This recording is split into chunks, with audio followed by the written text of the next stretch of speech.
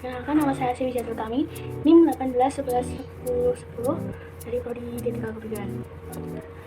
Di sini saya mau bercerita tentang apa yang saya dapat dari materi webinar BKKBN dalam rangka Hari Keluarga Nasional tahun 2020 yang berjudul Siap Menghadapi New Normal Melalui Parenting untuk Kesehatan dan Kebahagiaan Keluarga.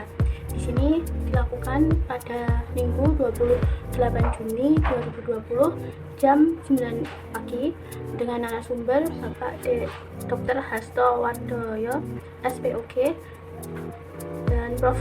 Dr. Sujatmiko SPKMSI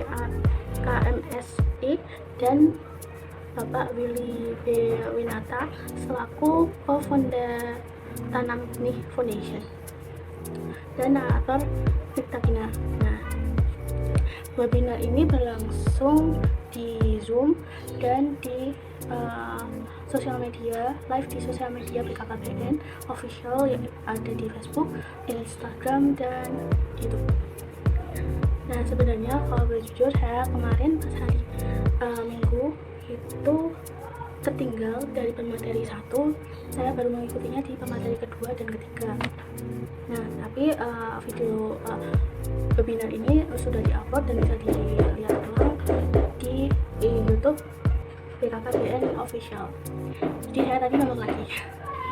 Nah, dari itu saya di pemateri Bapak Dr. Hasto ini bercerita materinya tentang stunting, di mana pencegahan stunting itu bisa dilakukan sebelum terjadi kehamilan. Jadi kehamilannya harus dipersiapkan dulu agar tidak terjadi stunting lagi di Indonesia.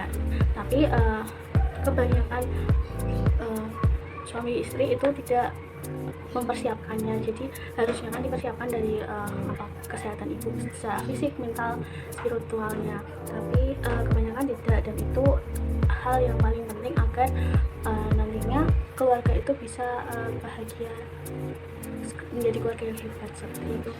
Dari Bapak Hasto itu, dan penting lagi untuk mengingat usia perkawinan yang dianjurkan yaitu untuk perempuan usia 21 dan untuk yang laki-laki 25. Nah, itu yang inti dari materi yang saya tangkap dari Bapak Dr. Hartono Wardoyo. Nah, untuk narasumber kedua dari Prof. Dr. Sujatmiko. Nah, di sini beliau adalah konsultan tumbuh kembang. Nah, Profesor ini Pak Profesor menjelaskan tentang tumbuh kembang anak yang sebenarnya bisa dilakukan stimulasi. Nah, stimulasi itu tidak sesuatu hal yang susah, karena stimulasi itu adalah pemberian contoh kepada anak dalam melakukan segala hal di kehidupan sehari-hari. Bisa dilakukan dari sejak kecil seperti itu. Jadi agar tidak perkembangannya itu tidak telat atau tidak berbeda dengan yang teman-teman yang lain, walaupun sebenarnya yang berbeda itu juga punya kelebihan lain di hal yang lain seperti itu. Jadi di situ diingatkan untuk orang tua itu memantau perkembangan anaknya. Nah, memantau ini sebelum pandemi kan dilakukan saat posyandu atau di puskesmas, pemeriksaan seperti itu. Nah, untuk pertumbuhan untuk perkembangan itu bisa dilakukan oleh orang tua dengan berpedoman pada buku KIA. Sebenarnya untuk buku KIA itu sudah lengkap, dari tumbuh kembang itu ada semuanya di situ. Tapi kembali lagi kepada orang tua gimana caranya untuk diingatkan untuk membaca buku tersebut. Dengan buku KIA semuanya pedomannya sama. Mungkin kalau ada cover yang berbeda, tetap isinya tetap sama, karena dimanapun seperti itu. Walaupun itu yang ada kan sudah di beberapa baruan buku KIA, dengan buku KIA yang lama itu tetap sama isinya. Cuman kalau yang terbaru ya pastinya lebih kuatkan lagi materi-materinya gitu. Tapi kembali lagi pada orang tua untuk sadar untuk membaca materi-materi yang di buku KIA yang itu sudah cukup lengkap untuk menjadi pedoman dalam memantau tumbuh kembang anak. Nah, untuk pertumbuhan sendiri itu juga sebenarnya bisa dipantau, tapi mungkin agak kesulitan karena tidak semua orang itu punya tabungan agar bisa menimang anaknya. Nah, Dan profesor juga menyarankan untuk wilayah yang berada di zona hijau itu untuk segera memikirkan untuk bisa nggak kalau dibuka kembali posyandunya agar tumbuh dari anak itu bisa dipantau lewat posyandu seperti itu. Dan persiapan, ada lagi materi tentang persiapan anak menjelang persiapan di era new normal. Jadi gimana persiapannya yang harus dilakukan, dari persiapan orang tua, persiapan guru, persiapan anak dalam menyambut normal dan sekolah. Nah, selain itu juga profesor juga mengingatkan tentang pentingnya imunisasi, karena imunisasi itu penting. Perlunya adanya imunisasi lengkap yang bisa dilakukan walaupun di era pandemi ini, tapi harus tetap dilakukan sesuai waktu yang telah dijadwalkan seperti itu, karena kebanyakan orang tua udah bilang imunisasinya lengkap ternyata belum. Karena maka itu dari profesor untuk mengingatkan kembali kepada tenaga kesehatan yang bersangkutan untuk mengecek kembali buku KIA tentang imunisasi, karena selain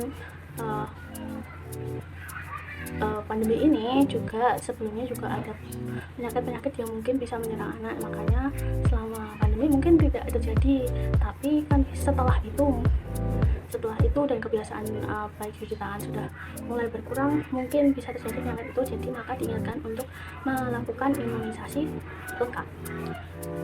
Setelah itu pembicaraan itu yang saya tangkap dari pembicara kedua, yaitu Profesor Dr. Sujatmiko. Untuk pembicara ketiga yaitu dari Pak Willy, co-founder Tanam Benih Foundation. Di sini materinya tentang kebahagiaan keluarga. Kalau tidak salah, mohon maaf. Kalau tidak saya tentang kebahagiaan keluarga, di mana Pak Willy bercerita bahwa kebahagiaan itu bukan hanya tentang material, tapi tentang dimana adanya tugas-tugas yang sudah terselesaikan dan akhirnya bisa melegakan dan bahagia gitu.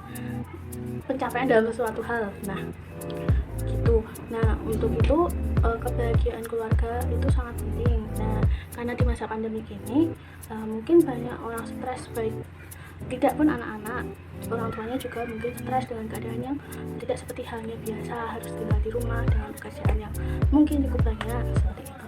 Nah, dalam membahagiakan anak, orang tuanya harus bahagia dulu.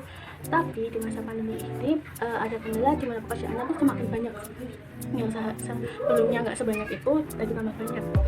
Nah, di sini kalau pekerjaan tambah banyak, otomatis tambah stres, emosinya bisa nggak stabil. Nah, setelah emosinya nggak stabil ya orang tua gampang marah-marah. Nah, untuk itu bisa nih untuk membagi tugasnya dengan anak. Nah, pembagian tugas ini karena kebahagiaan anak kan juga bukan hanya sekedar pemberian uang, pemberian mainan yang banyak, tapi kayak pujian. Nah, di saat ada pembagian tugas, anak bisa membantu tugas orang tua dengan hal-hal yang kecil, misalnya membersihkan saat dia udah selesai main, membersihkan mainannya, merapikannya, dan misal kalau sudah ikut sekolah bisa menyapu, bisa mencuci piringnya sendiri setelah makan, kayak gitu. Nah, di situ kan meringankan pekerjaan orang tuanya jadi bahagia karena pekerjaannya ada yang bantu, yaitu anaknya. Dan saat anak menyelesaikan tugas, nah si anak itu kan sudah mencapai targetnya. Nah, di situ kita bisa memberikan pujian. Nah, di situ adalah kebahagiaan yang diterima anak. Di samping kita memberikan kasih sayang yang sebesar-besarnya pada anak. Nah, anak itu sangat senang untuk dipuji. Makanya kalau seperti itu kan jadi ada banyak hal yang bisa dilakukan orang tua untuk memuji anaknya. Seperti itu. Jadi itu sekilas rangkuman yang dapat saya sampaikan dari tiga narasumber tadi. Nah, mohon maaf bila ada materi yang terlewat atau belum saya sampaikan. Dan terima kasih. Wassalamualaikum warahmatullahi wabarakatuh.